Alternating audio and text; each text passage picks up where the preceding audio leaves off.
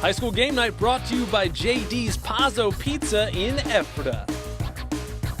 Welcome back to the High School Game Night Halftime Show. I'm Catherine Clark. Now that teams have finally hit the field, it's time to find out who's going to contend for section titles. And as always, we turn to our high school football correspondent, Jeff Reinhardt of PennLive.com, who's back again to break down each of the section races in the LL League. Hey, Jeff. Hey, Catherine. Good to be back. It's football season. Let's go.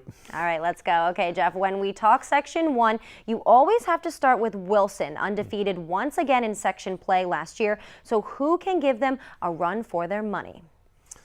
Well, Wilson's the favorite, no doubt. And here's a fun Wilson stat. They returned 0 kids on offense. They lost all 11 full-time starters last year. So 11 new starters for Wilson on 0.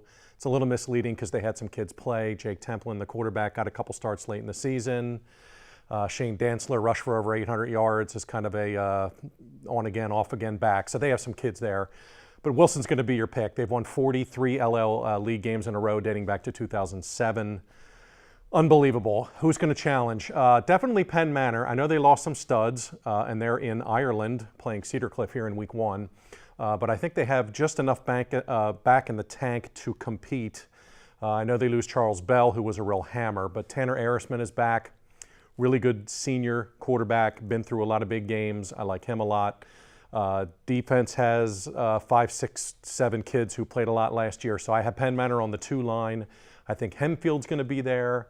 They're breaking in all new starters across the offensive line, but they have 3 really good skill kids back. Sam Kramer, junior quarterback, has played 2 years, played as a freshman, got a couple starts last year. Devin Washington, 1,300-yard rusher, and Will Blair, who's just a great playmaker from his slot spot. So I think Hempfield's going to be there. Manheim Township returns 16 kids. I think they're going to be right there as well. I think McCaskey gets off the schneid. I don't think they're going 0-10 again. And welcome to Section 1, Conestoga Valley. New offense under Mark Peters. They have the spread going this year. We'll see how the Bucks do in their first year in Section 1 since 1980. Wow. Wilson's still the pick, though. Definitely. Bulldogs get the nod here. All right, sounds good. Well, let's move on to Section 2. This one might be the toughest race of the season. Lancaster Catholic and Garden Spot joining perennial contenders Manheim Central, Cocalico, and LS. So who survives at the end of it all? Wow. Do you have a quarter I can flip or a dartboard that I can throw a dart at? This should be an amazing race. Manheim Central dominated last year, 7-0, went to the district semifinals. Barons lost a lot of kids. They only have 8 returning starters back. Including Dan Wiederrecht, who has a shoulder issue, and he may not come back until week 5 or 6. So kind of a different look for the Barons. I still pick them preseason because I think, as mentioned earlier, Mike Williams is last year. I think they play with some chips on their shoulders and try to get it done for their coach. I picked LS second. Sneaky talented there at LS. They have Bear Shank back at quarterback. He's a junior. He's already played 2 years, passed for just about 2,000 yards last year. I think LS can do some things. They have some good skill kids, and Shank can really, really wing the ball around. I think LS might surprise. They have Hempfield and Penn Manor in the non-league, so I think that might toughen them up for Section 2.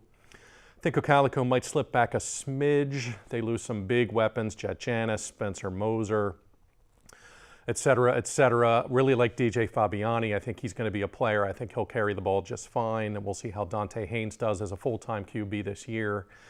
Lancaster Catholic, wow, Jim Contafio calling plays, Jared Novak calling the defense. I know they had to find some wideouts and tweak up a couple new linemen, but I think Lancaster Catholic's going to be there too. This section's going to be amazing.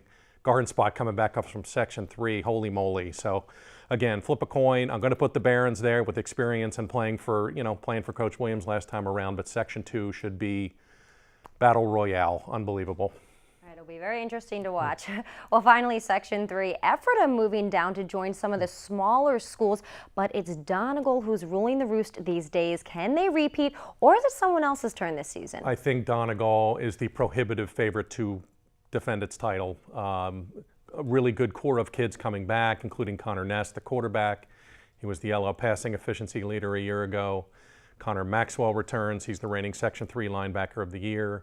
They have some linemen back, including Mr. Armstrong, who was a first-team All-Star tackle along the line last year for the Indians. So I think Donegal gets it done this year, and I think they got a great chance to go 7-0. They were 6-0 to go 6-0. They were 5-0 last year going into Week 10. Lost to Anvil Cleona 27-0 for their only league loss, and that cost them a spot in the playoffs. So I think Donegal plays with chips on its shoulders this year, and I think they got to be the favorite. Ephrata, be patient, Mounts fans.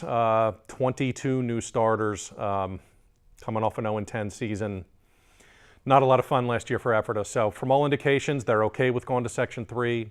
They're going to look at it as a new challenge, playing some different teams, playing some new teams, with 22 new kids starting for the first time on Friday night. So again, be patient with those guys, but we'll see if they can challenge, get a couple W's, and they have a 13-game losing streak going back a couple of years now. So we'll see if Ephrata can get off of that slide.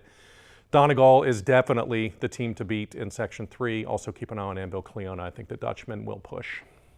All right, well, there's no doubt about it. There's so much to look forward to, and it should be a great season. And thanks, Jeff, for joining us for another year. Absolutely. See you next week. All right, well, don't forget to check out Jeff's work at PennLive.com for all the latest on high school athletes throughout the LL League. Coming up next Friday on BRC 11's featured game, it's the Backyard Brawl, Cocalico versus Ephrata. No longer a Section 2 showdown, but it doesn't matter. These two teams just love to battle for pride.